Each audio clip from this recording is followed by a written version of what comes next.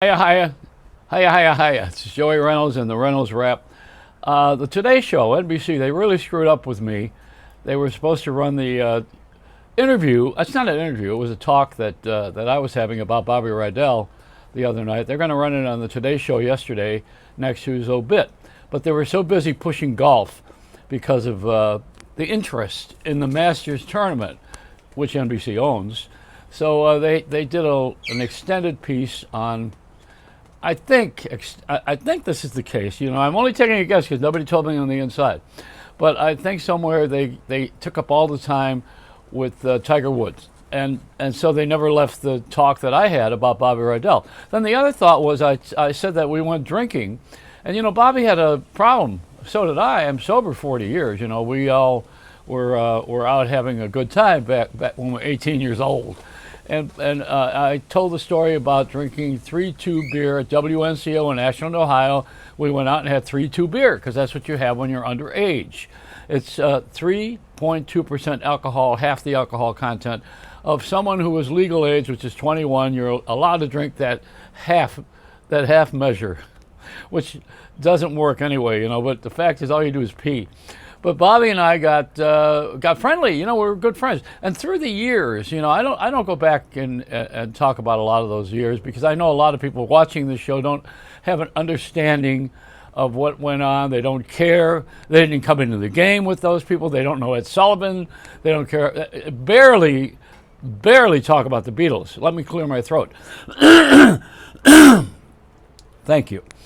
Nobody ever says, I'm going to do this and then do it. They just go, the president does that. You know, he goes like this. He goes,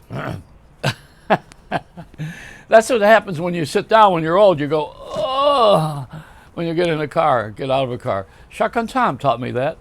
Hey, and he's not even old when he has that hat on. Takes that hat off, he's my age. Oh,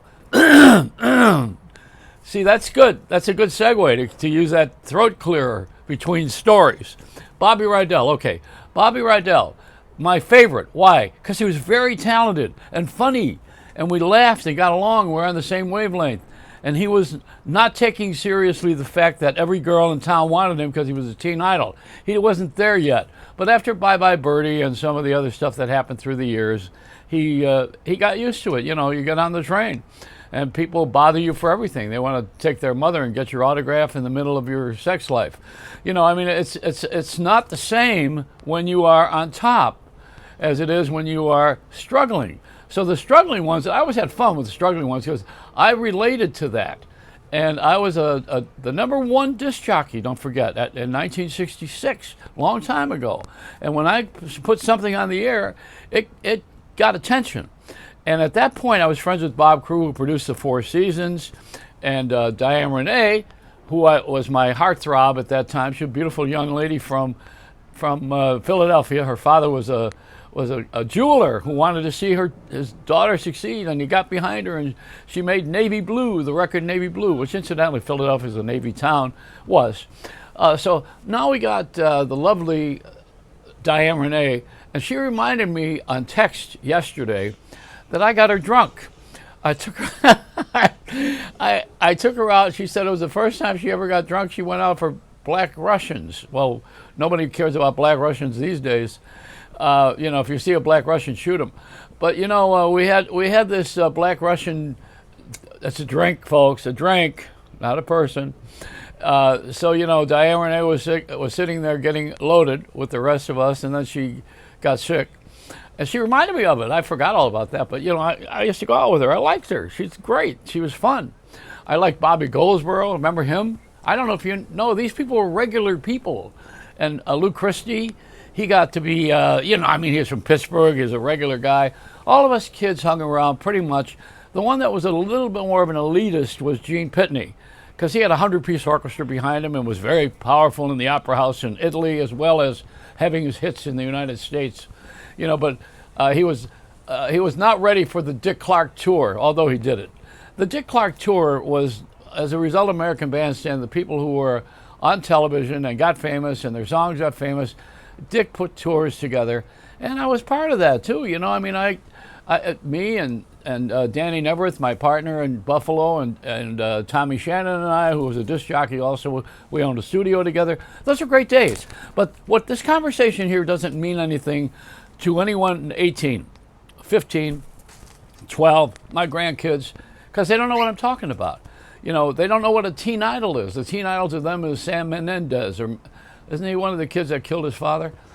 So you know, these are the guys that made rock and roll in the early days, made pop music of rock and roll. Then there was the R&B, rhythm and blues, and that kind of melted together with Detroit meeting Philadelphia, and every city having a little something to say. Cleveland had the Outsiders, and it just went on. You know, every city had somebody, and every region had power in the music business, and everybody in the country on the Billboard charts was exciting. It was a great time, but you're not going to recreate it. You know, when I was left the music and radio business, I went to California, I went to LA, and I changed my life. I realized that the Beatles were going to be more popular, and they were, than the jock on the air. And I said, I didn't get into this thing to be an opening act for the Beatles. I mean, really, ego.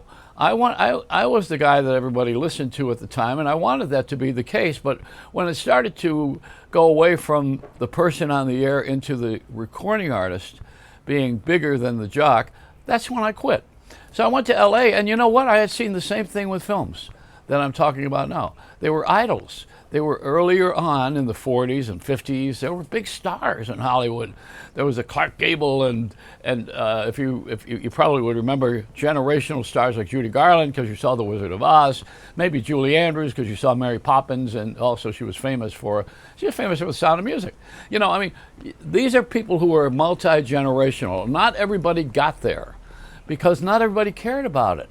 Right now, I'm sitting here in Florida. Now, if I go back to what I did before, nobody cares, and including me. I'm not going to do that. And I want to sit here and do what I'm doing now. We got a country that's at risk right now with a lot of issues. And I'm a good guy for that because, you know, I have a lot of fun. I have a good personality with other people, and I want to present them on the air and have a good time. So the Today Show, instead of celebrating me and putting me on the air, I'm complaining now. Instead of putting me on the air on NBC television, having me talk like I do here, they wanted to go into some formal application of Bobby Rydell's death. Well, you know, the obituaries are not exciting. They're tearful, and it's a memory, it's a fingerprint for a minute. But they want to ignore, for some reason, this industry right now wants to ignore the past as if we didn't have a history. And that's how we got to where we are, you know. I mean, I don't think we should be talking about the great recording stars from the Civil War, but I do think we could mention Kate Smith. She sang God Bless America, which would really apply right now, wouldn't it? So, you know, we have to have a sense of history, and you bring it into play. That's what I do. I tell stories, I tell incidents, and maybe a little bit is exaggerated. I do comedy, you know, that's what that is. But, you know, we try to get ourselves on track so that the rest of the country can be encouraged. That's what we want to do. I'm trying to encourage people, you know, put people together, encourage them, have some fun, have some laughs, and realize that this is really a tragedy, that we are not allowing that. Pat Cooper, famous comic. He was in Analyze This with Robert De Niro, for one thing. But the apex of his career was stand-up comedy, and he was a big star on the television variety shows.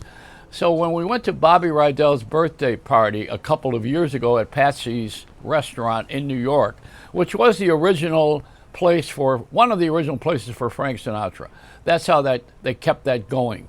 So in that place was, and still is, a lot of the current rock and roll stars. They come over there and honor the spot, honor Patsy's in New York City. However, my story is that when we went to Patsy's for Bobby Rydell's birthday, I walked in with Pat Cooper, who always busts everybody's balls, and he walked up to Bobby Rydell and he says, "Oh yeah, you got a book. I like your book, Bobby. I know your life. You should have a pamphlet." See, so he's funny about someone else's stuff. But we don't do that so much anymore. Now everybody gets offended, and you can't say anything to anybody. Otherwise, you know, their team will call you. Anyway, I should have been on the NBC thing because I'm more interesting than they are. How about that for a self-evaluation? You know why? Because I know what the hell I'm doing. That's it's really simple. You know, to see Jimmy Fallon and the other Jimmy Kimmel on April Fool's, it's a non-event. To watch the Academy Awards when no one's been to the theater in a couple of years, which is a theatrical entity. It's a theatrical enterprise, not a television show. I just noticed something. You know, the bird is in love with the squirrel. Look at that. I'm going to interrupt what I'm doing because this is more important. Let me take this off here and show you. See what I mean now? They are having a romance. Look at the bird and the squirrel. Now, see, I would rather do that than sit here and talk about my drunk-a-log, which is probably why they didn't run that thing on NBC, because I mentioned about my drinking with Bobby Rydell. Anyhow, that's the way it goes. Come on, let's wake up, folks. Let's get real. You want to get real?